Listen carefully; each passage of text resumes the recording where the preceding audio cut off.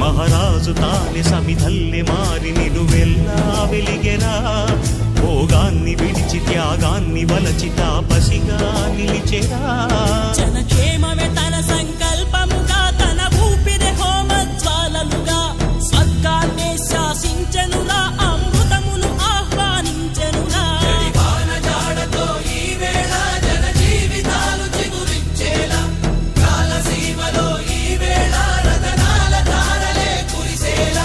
కల్లు కల్లు మని సిరిము వల్లే చినుకే చేరగా, జల్లు జల్లు మని పులకింతల్లు పుడమే పాడగా, హరివిల్లు ఎత్తి కరిమబ్బు వాన